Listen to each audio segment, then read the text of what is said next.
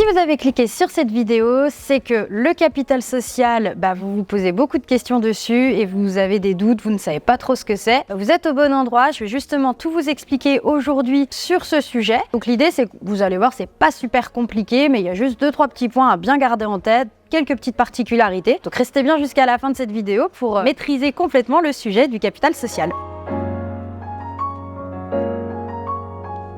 Bonjour à tous, c'est Laura de l'expertcomptable.com. Vous commencez à avoir l'habitude, mais pour les petits nouveaux qui nous rejoignent aujourd'hui, l'expertcomptable.com c'est quoi? C'est un cabinet comptable tout en ligne qui accompagne les entrepreneurs. Et donc voilà, on est amené à répondre à plein de questions au quotidien, c'est vraiment notre métier. Et donc aujourd'hui, on va revenir sur une question qui est: qu'est-ce que c'est le capital social? Le capital social, rentrons tout de suite dans le vif du sujet, c'est en fait l'argent, les apports que vous allez faire lors de la création de votre entreprise. C'est un montant qui est apporté par les associés. Une société, elle peut être composée de un ou plusieurs associés, et peu importe le nombre qu'on est, il faut que tout le monde apporte en fait une partie du capital social. Donc c'est ce qui va déterminer en fait les parts sociales ou les actions, en tout cas la détention des droits sociaux, officiellement on appelle ça comme ça, entre les différents associés. Donc évidemment si vous êtes tout seul c'est plutôt facile puisque vous avez 100% des parts, mais si vous êtes plusieurs, en tout cas ça a son importance puisque ça va répartir le pourcentage d'actions entre les différents associés. Alors pourquoi on dit que c'est ce qui va donner l'image de l'entreprise? C'est assez simple, c'est ce qui peut en tout cas rassurer vos clients, vos futurs clients, vos fournisseurs, puisque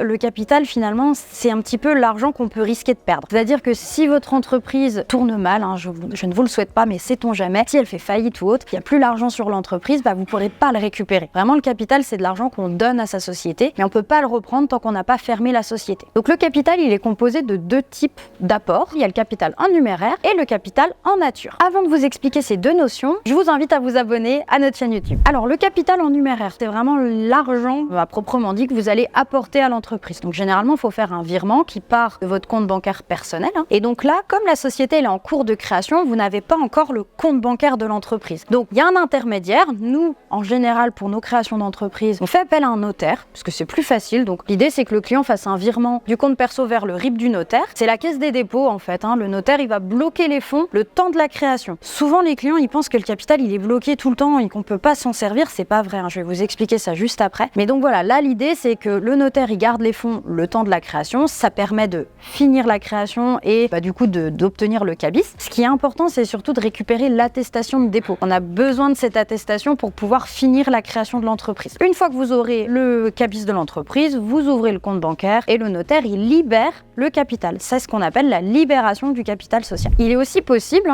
parfois de libérer directement avec la banque. Donc là la banque elle va vous donner un compte bancaire provisoire, finalement c'est un compte de dépôt, c'est pas encore votre vrai RIB professionnel, c'est un compte de dépôt et donc là du coup vous faites un virement sur ce RIB là. Pareil, on récupère l'attestation de dépôt de capital qui permet, après même principe, avec le cabis, on va pouvoir ouvrir le vrai compte bancaire et tout mettre en place. Alors le capital, une fois que la société sera créée, que vous aurez votre compte bancaire professionnel, c'est la première somme d'argent qui va arriver sur votre compte bancaire professionnel. Et donc bien sûr, vous pouvez le dépenser. Cet argent, il sert en fait à payer les premières dépenses, les premières factures. C'est vous qui allez déterminer finalement au moment de la création le montant que vous voulez apporter à votre société. Alors ça dépend des types d'activités. Le minimum syndical c'est 1 euro. 1 euro, vous comprenez vite que c'est pas hyper rassurant par rapport à tout ce qu'on vient de se dire. Pour vos clients, c'est peut-être pas l'idéal. Souvent, nous on accompagne énormément de prestataires de services et souvent le montant un peu phare c'est 1 000 euros. C'est le montant un peu rond qui passe bien. Ça peut être un petit peu moins, un petit peu plus, mais je vous invite vraiment à mettre au moins 500 euros pour vraiment pas arriver dans des montants trop petits, quoi. Et donc dernier petit point sur le capital en numéraire, c'est qu'on a aussi la possibilité de ne pas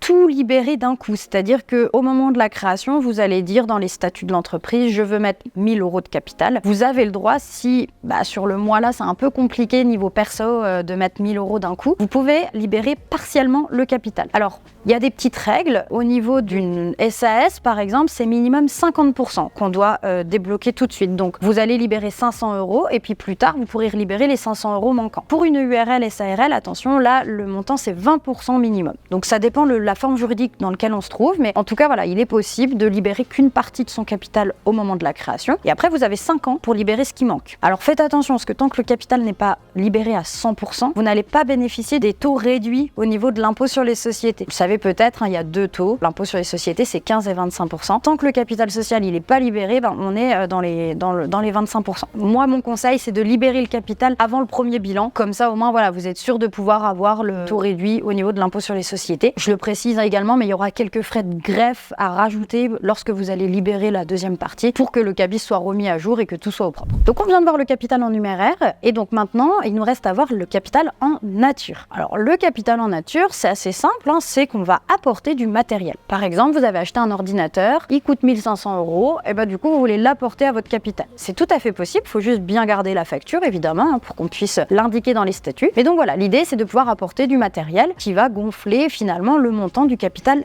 total. Alors, petite précision, faites bien attention à ça, il y a quand même des règles à respecter. Le capital en nature, faut pas que ça représente plus de 50% du capital total. Donc, si votre ordinateur, il coûte 1 500 €, il va falloir apporter 1 500 € en numéraire pour pouvoir avoir un capital total de 3 000 €. Et donc, la partie nature, ça représente que maximum 50%. Qu'est-ce qui se passe si ça représente plus? Vous allez devoir faire appel à un commissaire aux apports. Et là, du coup, on va vraiment gonfler les coûts et les frais de la création. Donc, on vient de voir le capital en nature et en numéraire. Maintenant que ces notions sont bien claires pour vous, il vous reste à créer votre entreprise. Et pour ça, vous l'avez vu, c'est quand même assez particulier. Donc, l'idée, c'est vraiment d'être accompagné par un cabinet d'expertise comptable. Et donc, ça tombe super bien puisque l'expertcomptable.com, on est spécialisé dans les créations d'entreprises. Je vous invite à nous contacter. Pour ça, hyper simple, vous avez juste à cliquer dans le lien qui se trouve dans la description de notre vidéo. Et comme ça, on va vous recontacter. Vous allez pouvoir prendre rendez-vous avec nous. Et nous, notre rôle, c'est de vous aider à créer cette société. Vous n'aurez rien à faire. On s'occupe de tout de A à Z. Donc, profitez-en. Merci à tous, c'était Laura et je vous souhaite une belle journée à tous.